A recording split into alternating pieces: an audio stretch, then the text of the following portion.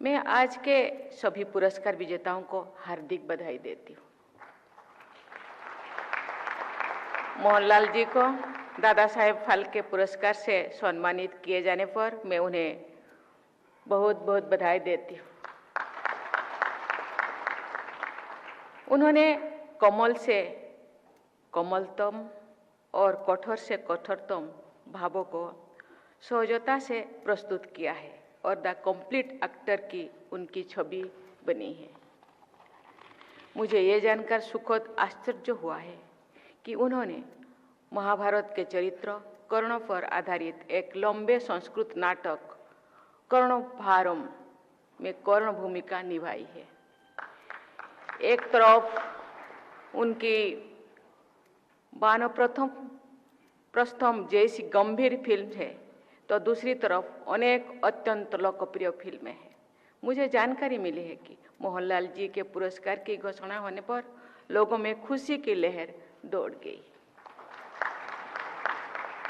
ये इस बात का प्रमाण है कि उन्होंने अनगिनत दर्शकों के दिल में अपनी जगह बनाई है। देवियों और स्वजनों, जहां विश्व के सबसे बड़े फिल्म उद्योग के उत्कृष्ट प्रतिनिधि उपस्थित है, आप सबसे अधिक प्रभावी और लोकप्रिय कला माध्यम से द्वारा विश्व के सबसे बड़े लोकतंत्र तथा सबसे अधिक विविधतापूर्ण समाज का परिचय करता है। हम कह सकते हैं कि इस सभागार में आप सबके जरिए पूरे भारत के स्वरूप दिखाई दे रहे हैं। हर वर्ष राष्ट्रीय फिल्म पुरस्कार समारोह में आने से पहले मुझ में ये जिज्ञासा भी रहती है और उत्साह भी रहता है कि इतने मेहनत से जो फिल्म बनाया गया है उनमें क्या दिखाया गया है, कैसे दिखाया गया है और किस उद्देश्य से दिखाया गया है। मुझे ये जानकर खुशी होती है कि सिनेमा से जुड़े सभी लोगों के एक भारतीय चेतना है, इंडियन सेंसिटिविटी है, जो सभी स्थानीय सदस्यों को भी जुड़ते हैं। जैसे अनेक भाषाओं में भारतीय साहित्य की रचना होती है, ऐसे ही अनेक भाषाओं, बोलियों, क्षेत्रों और स्थानीय परिवेशों में भारतीय सिनेमा विकसित हो रही है। हमारी फिल्में स्थानीय होने के साथ साथ राष्ट्रीय भी है। देवियों और स्वजनों, महिलाओं पर केंद्रित अच्छी फिल्में बन रही है और पुरस्कृत भी हो रही है। ये बहुत अच्छा सामाजिक संकेत है। हम सभी देखते हैं कि महिलाएं किसी न किसी स्तर पर पॉवर्टी, पैट्रियार्ची या प्रिजुडियस से जूझते हैं। आज पुरस्कृत फिल्मों में माताओं द्वारा बच्चों के नैतिक निर्माण की कहानी, सामाजिक रूढ़ियों का सामना करने के लिए महिलाओं का एकजुट होना, घर, परिवार और सामाजिक व्यवस्था की जटिलता के बीच महिलाओं की स्थिति तथा पैट्रियार्ची की विशेषताओं के विरुद्ध आवाज उठाने वाली साहसी महिलाओं की कहानियों पर आधारित फिल्में शामिल हैं। मैं देश की सभी बहनों और बेटियों की तरफ से ऐसे संवेदनशील फिल्मकारों को साधुवाद देती हूँ। मैं अपना अनुभव और अनुरोध दोहराती हूँ कि जिस तरफ शिक्षण संस्थानों के पुरस्कार समारोह में विजेता बेटियों की संख्या अधिक होने में विकसित भारत की झलक दिखाई देती है, वही प्रयास फिल्म पुरस्कार में भी होना चाहिए। मैं मानती हूँ कि समान अवसर मिलने पर महिलाओं ये असाधारण प्रदर्शन कर सकते हैं। कला और सिनेमा जैसे क्षेत्र में भी उनकी सहज प्रतिभा के अनेक उदाहरण देखने को मिलते हैं। फिल्म से जुड़ी ऐसी उत्कृष्ट महिला प्रतिभाओं को पर्याप्त मान्यता मिलनी चाहिए।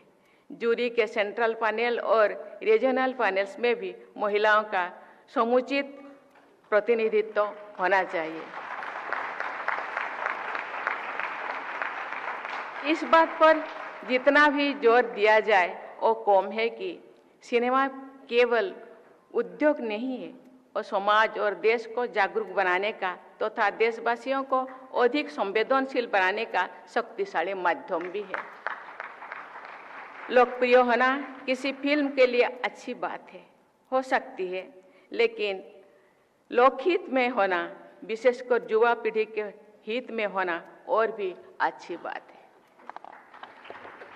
एक फिल्म को बनाने में बहुत से लोग कठिन परिश्रम करते हैं। मैं पुरस्कार विजेताओं से अनुरोध करती हूं कि वे अपनी टीम के प्रत्येक सदस्यों को, सेट पर काम करने वाले श्रमिक भाई बहनों तक मेरी बधाई पहुंचाएं। आपकी सफलता में उन सबका योगदान रहता है। उनके प्रति सम्मान और संवेदनशीलता का भाव रखना फिल्म उद्योग के वर्क कल्चर का हिस्सा होना चाहिए। आज के पुरस्कार विजेताओं में एक तरफ जाने माने स्टार एक्टर्स और फिल्म मेकर्स है, तो दूसरी तरफ टैलेंटेड यूथ है। मैं आप सभी को फिर से बधाई देती हूँ। युवा प्रतिभाओं में संवेदनशीलता और जागरूकता देखकर भारत के सुदृढ़ भविष्य के प्रति आस्था मजबूत होती है। देवियों और स्वजनों, बच्चों पर, विशेषकर बेटियों पर केंद्रित फिल्मों को प्रोत्साहित करने के लिए मैं इस पुरस्कार समारोह से जुड़े लोगों की सराहना करती हूँ। आज 6 बाल कलाकारों को पुरस्कार दिए गए हैं। मैं आप सभी प्रतिभाशाली बच्चों को ढेर सारा आशीर्वाद देती हूँ।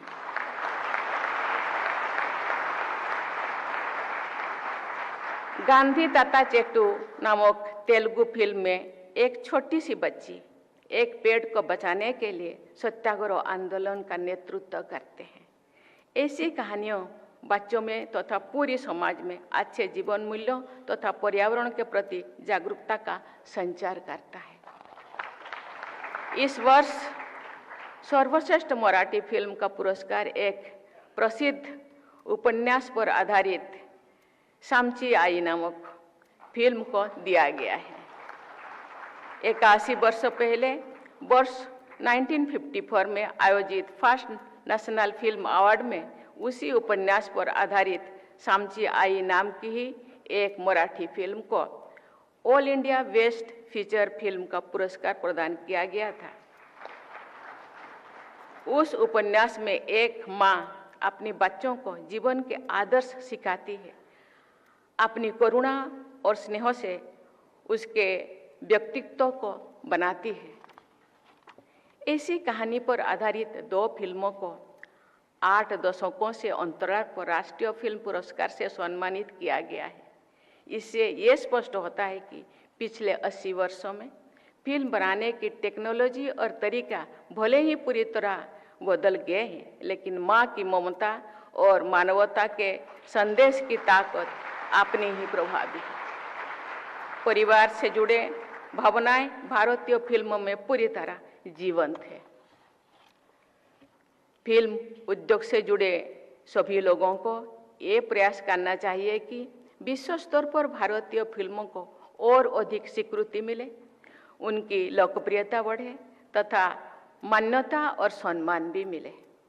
मुझे विश्वास है कि फिल्म उद्योग से जुड़े सजग और प्रतिभाशाली लोग इस दिशा में अवश्य आगे बढ़ेंगे। इसी विश्वास के साथ मैं अपनी वाणी को विराम देती हूँ। धन्यवाद। जय हिंद, जय भारत।